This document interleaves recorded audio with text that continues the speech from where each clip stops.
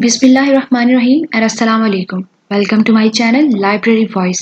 تمام new video updates کے لیے میرے چینل لائبریری وائس کو سبسکرائب کر کے بیل نوٹیفیکیشن کو آن کر دیں. تو آئیے چلتے ہیں آج کے ناول سایہ کی 5th ایپیسوڈ کی طرف، جس کے رائٹر ایم.اے. راحت ہیں. تیرا ستیہ ناس مردار مستنڈی ہتھیاڑی پھول پھول کر کپا ہوئی جا رہی ہے. باپ ہے کہ بس تندور میں روٹیاں لگاتا رہتا ہے، جیب میں پھوٹی کوڑی نہیں ہے، ہاتھ پاؤں ہلانے میں جان جاتی ہے. ارے میں کہتی ہوں مرے گی کہ نہیں؟ اینٹ رہی ہے صبح سے بستر پر. ابھی سب کی سب جاگیں گی اور میری جان کو ری ری پی پی لگا دیں گی. اماں جی کھانے کو دو، اماں جی کھانے کو دو. کھانے کو دوں گی زہر، آٹے کی چٹکی بھی نہیں ہے گھر میں. ارے پڑی پڑی سنے جا رہی ہے، میں کتے کی طرح بھونک رہی ہوں. اٹھتی ہے یا دوں کمر پر لات؟ رشید بیگم نے ایک ہی سانس میں دل کی پوری بھڑاس نکال ڈالی اور نوری انگڑائی لیتی ہوئی اٹھ کر بیٹھ گئی. اس نے دونوں ہاتھوں سے آنکھیں ملنا شروع کر دی اور بڑے پرسکون لہجے میں کہا، صبح ہو گئی اماں؟ صبح ہو گئی؟ ارے موت پڑی، سورج آدھا سفر طے کر چکا ہے اور تو صبح کو روتی ہے؟ اٹھ جا، آٹا پیسنا ہے، گیہوں چکی کے پاس رکھے ہوئے ہیں، جلدی کر، میں چولہا جھونک لوں. گیلی لکڑیاں لا کر مار دی ہیں میرے سر پر. ایسے مردودوں کو تو دنیا میں آنا ہی نہیں چاہیے تھا، اور آ بھی مرے تھے تو میرے ہی سر پر مصیبت آئی تھی، کہیں اور چلے جاتے صحرا لٹکا کر. کالک لگے ان کے منہ پر جو موئے میرے ہی گھر آ کر مرے تھے بر کی تلاش میں، اور ستیہ ناس جائے ان کا جنہوں نے آنکھیں بند کر کے اس بھٹیارے کو میرے پلو سے باندھ دیا. یہ کہہ کر کہ لڑکے کا اپنا ہوٹل ہے. خاک پڑے ایسے ہوٹل پر جو 2 وقت کی روٹی نہیں مہیا کر سکتا. بیٹیاں ہیں کہ جنگلی بیل کی طرح بڑھی چلی جا رہی ہیں، بڑھی چلی جا رہی ہیں، اور گھر میں ہیں اناج کے وہی چند دانے. پیٹ میں ہے تو تن پر نہیں، تن پر ہے تو پیٹ کے لالے پڑے ہیں. رشیدہ بکتی جھکتی رہی اور اس کے بعد آگے بڑھ کر باورچی خانے میں گھس گئی. لکڑیاں دھواں دے رہی تھیں. اس نے انہیں چولہے سے نکال کر دور پھینک دیا. خاک پڑے ان بھیگی لکڑیوں پر، کمبخت جل کر ہی نہیں دیتی. نوری بڑے اطمینان سے باہر جا کر ہاتھ منہ دھونے لگی، پھر اٹھ کر بالوں میں کنگھی کی. آئینے میں خود کو دیکھا اور اطمینان سے گردن ہلا کر کونے میں رکھی ہوئی آٹا پیسنے کی چکی کی طرف بڑھ گئی. چکی کے پاس پڑی پیڑھی پر بیٹھ کر اس نے کول ڈالنا شروع کر دیے اور چکی کی مدھر آواز گھر میں گونجنے لگی. رشیدہ کی ساری چیخو پکار اس گھر کے تمام لوگوں پر بے اثر تھی، بلکہ اس کی ڈانٹ ڈپٹ گھر میں موجود لوگوں کو یہ پتا دیتی تھی کہ صبح ہو گئی ہے، اور جس دن یہ تقریر نہ ہوتی اس دن صبح ہونے کا پتہ ہی نہیں چلتا تھا. چکی کے دونوں پارٹ گنگناتے رہے اور نوری کی چوڑیاں بجتی رہیں. سفید سفید آٹا پیتل کی پرات میں جمع ہو رہا تھا. باہر سے خیر محمد کی آواز سنائی دی. کیا ہو رہا ہے یہ؟ کیا کر رہے ہو سب کے سب؟ نوری، حمیدہ، کہاں ہو تم سب؟ باپ کی آواز سن کر لڑکیاں سب کی سب جاگ گئیں. ماں کی آواز تو جیسے لوری تھی ان کے لیے. آنکھیں اور چپک جاتی تھی اس کی آواز سن کر، اور دل چاہتا تھا کہ انہی مدھر لوریوں کے درمیان اور سویا جائے. خیر محمد کا رویہ بیٹیوں کے ساتھ بہت اچھا تھا. وہ اپنی بیٹیوں کے ساتھ بڑی محبت سے پیش آتا تھا. اس نے انہیں کبھی ڈانٹا ڈپٹا نہیں تھا. بیٹیوں کے دل میں باپ کی محبت تو تھی ہی، لیکن اس کا احترام بھی بہت زیادہ تھا. خیر محمد اندر آ گیا. ساری بچیاں جلدی جلدی چارپائیوں سے اٹھ گئی تھیں اور صحن میں آ گئی تھیں. خیر محمد کی گود میں آج انہوں نے ایک عجیب سی چیز دیکھی. وہ جب بھی کبھی پڑوس کی بستی میں جاتا تھا بچیوں کے لیے کچھ نہ کچھ لے کر آتا تھا، اور عام طور سے سامان کی گٹری اس کے کندھے پر ہوا کرتی تھی. لیکن آج وہ اس گٹری کو اس طرح گود میں اٹھائے ہوئے تھا جیسے کسی معصوم بچے کو اٹھایا جاتا ہے. حمیدہ آگے بڑھی اور بولی، لاؤ ابا جی سامان مجھے دے دو. خیر محمد مسکرا دیا اور پھر بولا، آج کچھ اور ہی سامان لائے ہوں میں تمہارے لیے، دیکھو. اس نے کپڑوں کی وہ ننھی سی گٹری آگے بڑھا دی اور ایک سفید کومل خوبصورت سا ننھا سا ہاتھ گٹری سے باہر نکل آیا. حمیدہ تو ایک دم ڈر کر پیچھے ہٹ گئی تھی، لیکن کنیز نے آگے بڑھ کر جلدی سے وہ گٹری خیر محمد کے ہاتھ سے لے لی. تھوڑا سا کپڑا دور ہٹا تو کنیز کی آواز سنائی دی، ہائے میں مر جاؤں، ذرا دیکھنا حمیدہ، یہ تو کوئی ننھا سا بچہ ہے. ہیں؟ لڑکیوں کی آوازیں ابھریں اور سب کے سب کنیز پر جھک گئیں.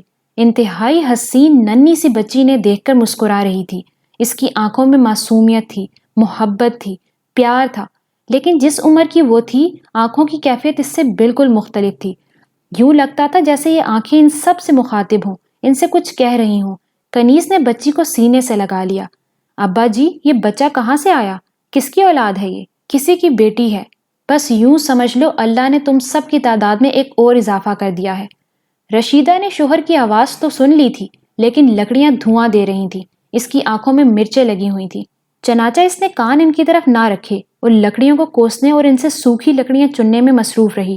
جب لکڑیوں نے آگ پکڑ لی تو اس نے چائے کے لیے پانی چڑھا دیا اور باورچی خانے سے باہر نکل آئی۔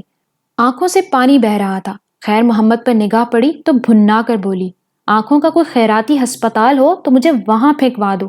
اندھا ہونے میں بس تھوڑی سی ہی کسر رہ گئی ہے، آرزو پوری ہو جائے گی تمہاری۔ یہ گیلی لکڑیاں اسی لیے تو لائی جاتی ہیں، سب جانتی ہوں، بیٹیاں پیدا کرنے کی سزا دی جاتی ہے مجھے۔ لکڑیاں جیسی بھی ہوں جلاؤ۔ دکان میں آٹے کی بوریاں بھری پڑی ہیں، مگر گھر کا آٹا خود پیسو۔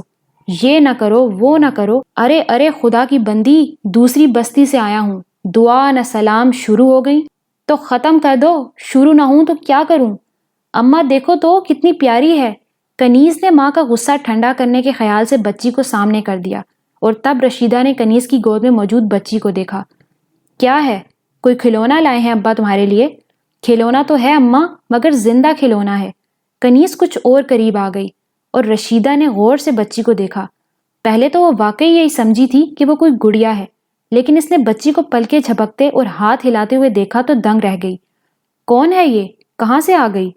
میں بتاتا ہوں رشیدہ، بات کرنے کا تو تم نے موقع ہی نہیں دیا، خیر محمد نے کہا، اور رشیدہ نے نگاہیں گھما کر خیر محمد کو دیکھا۔ تم لائے ہو اسے؟ وہی بتانے جا رہا ہوں۔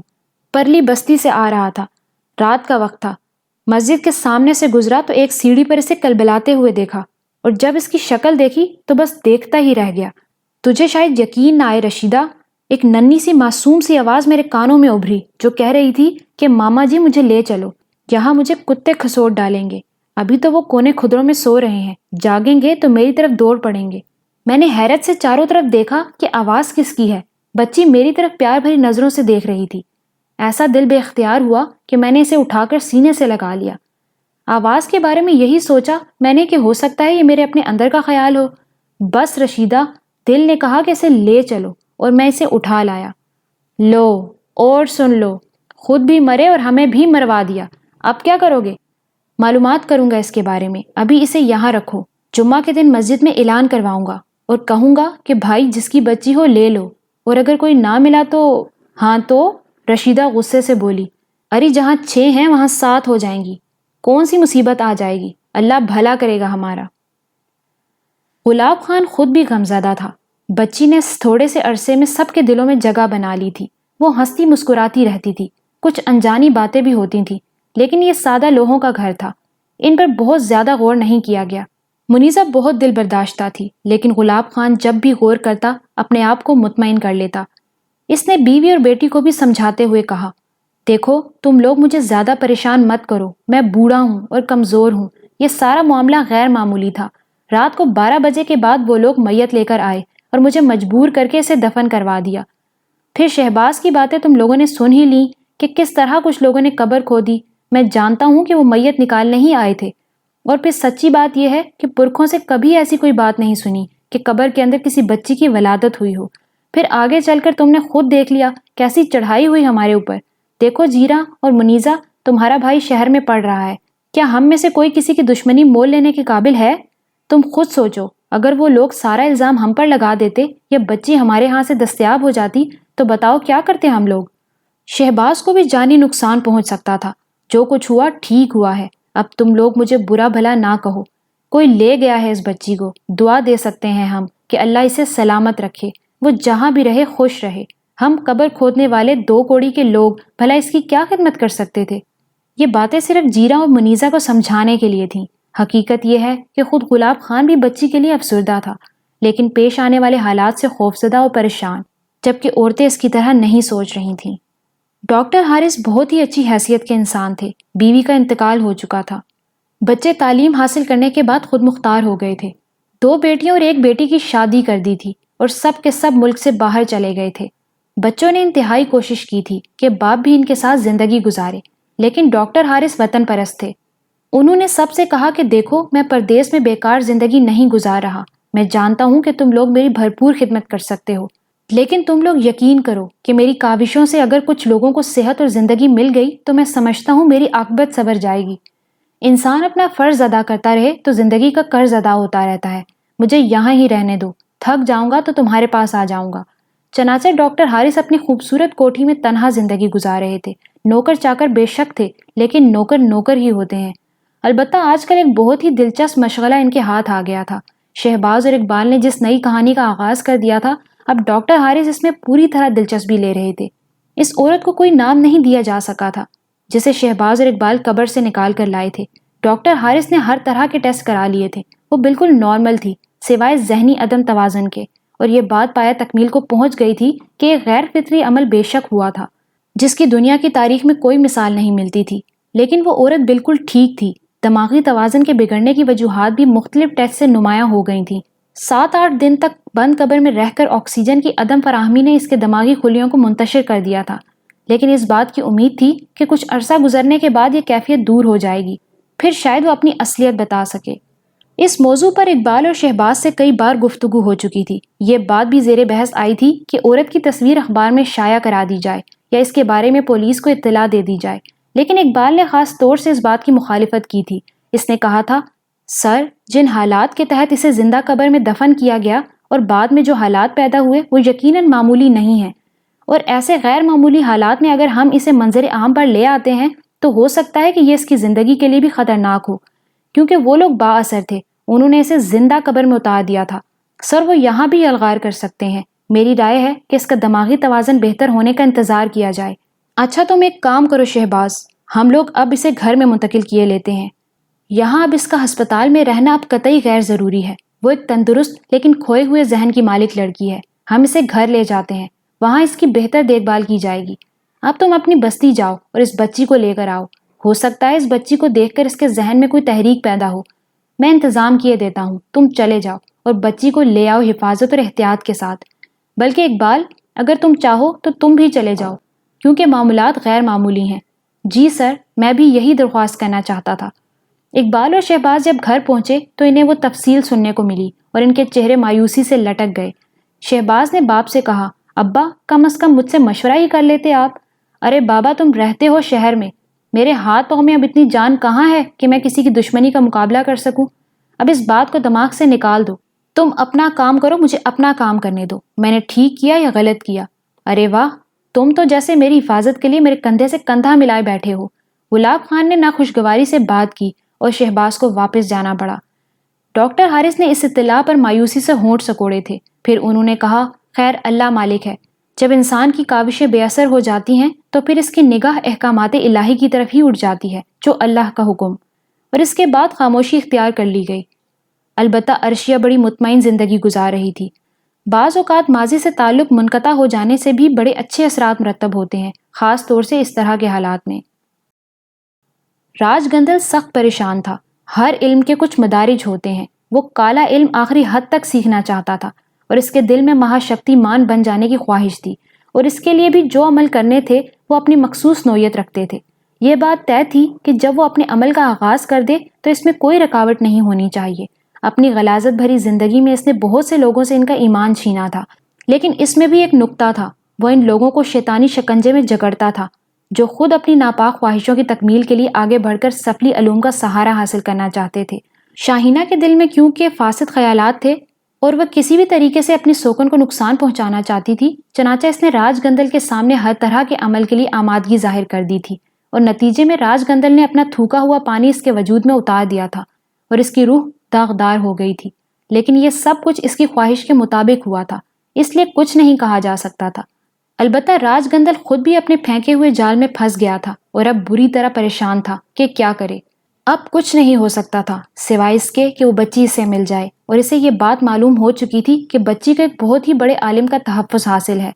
ادریس علی اس کی سفلی قوتوں کا مقابلہ کر سکتے تھے، اور وہ اب اپنے مٹ میں آ کر یہ سوچ رہا تھا کہ کیا کرے۔ اس کا ایک بہت ہی منہ چڑھا پجاری کندل لال، جو اس کے ہر اچھے برے کام میں شریک رہتا تھا، راج گندل کی بے چینی کو محسوس کر رہا تھا۔ پھر اس نے پوچھ ہی ڈالا، مہاراج، میں کیا اور میری اوقات کیا کہ آپ سے کوئی سوال کروں، پر آپ کا سیوک ہوں، آپ کی ہر اچھی بری باتوں کا شریک۔ پچھلے دنوں سے آپ کو پریشان دیکھ رہا ہوں، اس کی وجہ سمجھ میں نہیں آئی۔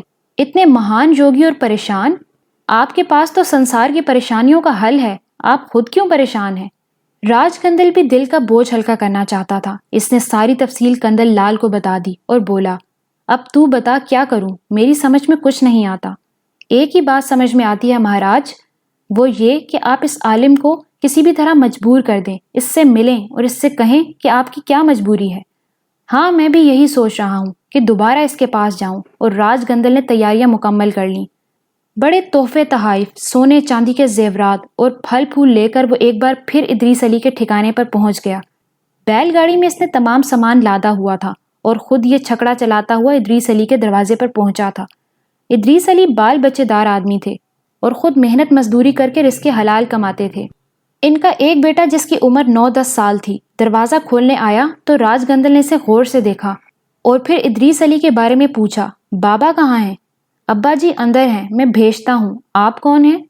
ان سے کہو کہ ان کا ایک متر ان سے ملنے آیا ہے، راج گندل نے کہا اور لڑکا اندر چلا گیا۔ راج گندل کی آنکھوں میں شیطانی چمک لہرا رہی تھی۔ کچھ لمحوں کے بعد ادریس علی باہر آ گئے اور انہوں نے راج گندل کو پہچان لیا۔ تم؟ دیکھو میاں جی، کسی کی نیت پر شک کرنا بری بات ہے، میں دوستی کا ہاتھ بڑھانے آیا ہوں، پہلے یہ تحفے تحائف اندر پہنچا دیں۔ ادریس علی کے ہونٹوں پر مسکراہٹ پھیل گئی۔ انہوں نے کہا، راج گندل ہے نا تمہارا نام؟ راج گندل، ایسا کرو اپنی اس بیل گاڑی کو لے کر اس درخت کے پاس پہنچ جاؤ جہاں ہماری پہلی ملاقات ہوئی تھی۔ سامان تو اندر اتروا لو میاں جی۔ نہیں راج گندل، تم آ جاؤ، اس کا فیصلہ وہیں چل کر کر لیں گے۔ تو آؤ گاڑی پر بیٹھ جاؤ، راج گندل نے کہا۔ یہ بھی نہیں ہو سکتا، تم آ جاؤ، میں تمہیں وہیں ملوں گا، ادریس علی نے کہا اور راج گندل کا انتظار کیے بغیر وہاں سے آگے بڑھ گئے۔ راج گندل منہ ہی منہ میں کچھ بڑبڑایا تھا اور اس کے بعد بیلوں کو ہانکتا ہوا آگے بڑھ گیا تھا۔ اسے وہ جگہ یاد تھی جہاں اس نے پہلی بار ادریس علی سے ملاقات کی تھی۔ بیل گاڑی دوڑاتا ہوا جب وہ اس جگہ پہنچا تو درخت کے نیچے اس نے ادریس علی کو بیٹھے ہوئے پایا تو اس کی تیوری پر بل پڑ گیا۔ سو ہمیں پتہ ہے میاں جی، بہت کچھ ہے تمہارے پاس، لیکن راج گندل سے اٹک رہے ہو تم، یہ تمہارے حق میں اچھا نہیں ہوگا۔ وہ منہ ہی منہ میں بڑبڑاتا ہوا درخت کے پاس پہنچ گیا۔ ادریس علی سے بات چیت کرنے کی بجائے اس نے چالاکی سے کام لیا۔ بیل گاڑی سے اچانک چادر نکال کر زمین پر پھیلائی اور اس پر اپنی لائی ہوئی چیزیں سجانے لگا۔ ادریس علی مسکراتی نگاہوں سے اس کی یہ ساری کاروائیاں دیکھ رہے تھے۔ بلا شبہ راج گندل اتنی چیزیں لایا تھا کہ اگر کسی کو اس کی پیشکش کی جاتی تو اس کا ایمان ڈاواڈول ہونے لگتا۔ ادریس علی مسکراتی نگاہوں سے اس کی کارروائی دیکھتے رہے۔ راج گندل اپنے کام سے فارغ ہو کر ان کے پاس پہنچ گیا۔ یہ چھوٹی سی بھیٹ ہے میاں جی، ہم یہ نہیں کہتے کہ آپ کے لیے ان چیزوں کا حصول مشکل ہوگا، بس ہم دوستی کے طور پر یہ لائے ہیں، آپ انہیں سویکار کر لیں۔ کس خوشی میں راج گندل؟ ادریس علی نے مسکراتے ہوئے کہا۔ بس یہ سودا ہے، خوشی کی بات ہے۔ دیکھو میاں جی، ہمیں اس بات کی کوئی چنتا نہیں ہے کہ چودھری شاہ نواز کی بیوی کا کام ہوتا ہے یا نہیں۔ ہم مسلمانوں کی بستی سے ہٹ کر اپنا الگ ہی مٹھ بنائے ہوئے ہیں، اور ہم نے کبھی کسی ایسے مسلمان کو نقصان نہیں پہنچایا جو ہمیں نقصان نہ پہنچانا چاہتا ہو۔ لوگوں کے چھوٹے موٹے کام بھی کر دیا کرتے ہیں ہم، اور دیکھ لو مہاکالی کی کرپا سے ہمارے پاس بہت کچھ ہے، پر ہم اپنے کچھ کام کرنا چاہتے ہیں۔ تم اس عورت کی رکشا ضرور کرو جو چودھری شاہ نواز کی دوسری بیوی ہے، ہمیں بس وہ بچی دے دو، ہمارا کام ہو جائے گا۔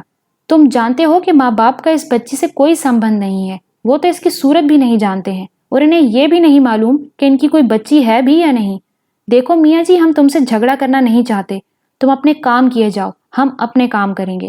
بس اگر وہ بچی ہمیں نہ ملی میاں جی تو ہمارا بہت کام خراب ہو جائے گا۔ تم بال بچے دار آدمی ہو، اگر تم نے ہمیں مجبور کیا تو ہم کچھ بھی کر سکتے ہیں۔ یہی بتانے تو دوبارہ میرے پاس آیا ہے؟ بے وقوف آدمی، پہلے بھی میں نے تجھ سے کہا تھا کہ اللہ تعالیٰ کے فضل و کرم سے کسی مسلمان کو اجازت نہیں ہے کہ وہ اپنے ہاتھوں سے کسی کو نقصان پہنچائے، اس وقت تک جب تک کہ خود اسے نقصان نہ پہنچنے والا ہو۔ ایک مسلمان بچی جسے اللہ تعالیٰ نے تیری شیطانیت کے باوجود زندگی عطا فرمائی ہے، بھلا یہ کیسے ممکن ہے کہ میں اسے تیری ناپاک خواہشات کی بھینٹ چڑھا دوں؟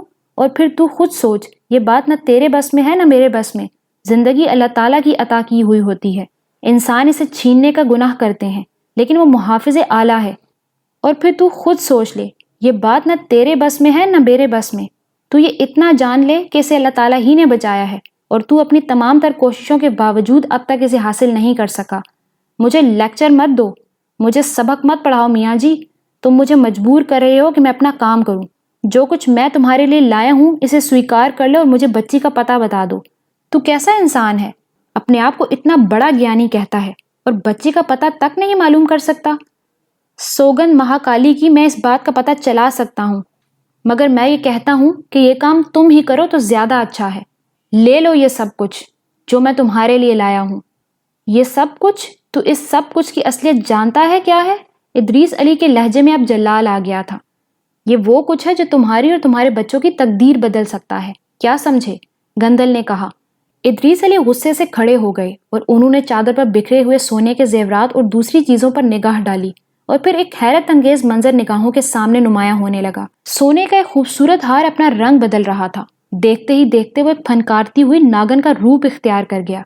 ناگن رینگتی ہوئی آگے بڑھ گئی اور اس کے بعد چادر پر بکھری ہوئی تمام اشیاء مختلف بدنما شکلیں اختیار کر کے کیڑے مکوڑوں کی طرح رینگتی ہوئی زمین پر آگے بڑھنے لگیں۔